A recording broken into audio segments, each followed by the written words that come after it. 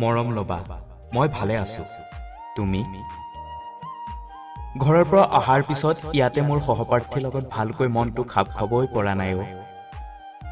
সেই যে নৈপুৰা কৃষ্ণচূড়াৰ তলত তুমি আৰু মই সদায় আবেলি বহি কথা পাতিছিলো, বৰকৈ মনত পৰে অ'। কি জানা, ইয়ালৈ অহাৰ শেষৰ শনিবাৰটোত তোমাক যে ৰৈ আছিলো নৈ দাঁতিত, আৰু তুমি যে হালধীয়া মেখেলা চাদৰযোৰ পিন্ধি আহিছিলা, দূৰৈৰ পৰা তোমাক ইমান মৰম লাগিছিল, যেন ধুমুহাৰ আগত অহা বতাহজাক। মোৰ হৃদয়ৰ কোনোবা এটা কোণত সাঁচ বহুৱাই গ'ল। বৰ আমনি কৰে অ' তোমাৰ পূৰ্ণিমাৰ জোনটোৰ দৰে মুখখনিয়ে। অ' ৰবা, এটা কথা ক'বলৈ পাহৰিছিলো। যোৱাকালি এজন ডাঙৰ অফিচাৰে ক'লে সীমান্তত বোলে যুদ্ধৰ অখৰা চলিছে। প্ৰথমখন লিষ্ট ওলালেই, দ্বিতীয়খনত মোৰ নামটো আছে বোলে। জান, ইয়াত বৰ ঠাণ্ডা অ'। বৰফৰ মাজে মাজে যাব লাগিব।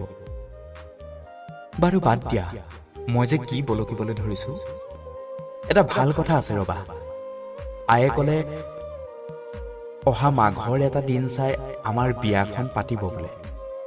আহোঁতে চাৰিআলিৰ হৰেণৰ দোকানত দুখনমান পাটৰ কাপোৰ চাই আহিছো। আয়ে কৈছে তোক হেনো 4খন নে 5খন কাপোৰ দিব বিয়াত। জান, আজি ৰাতিপুৱাৰ প্ৰথম দলটো গ'ল লেহলৈ। ৰাতি বহু পৰ হ'ল, কাইলৈ পুৱা আমিও যাব লাগিব। বৰ মনত পৰিও তোমালৈ আৰু হাঁহি থকা তোমাৰ এই ধুনীয়া মুখখনিলৈ। আজিলৈ এৰিছো দিয়া, ইতি তোমাৰ মৰমৰ।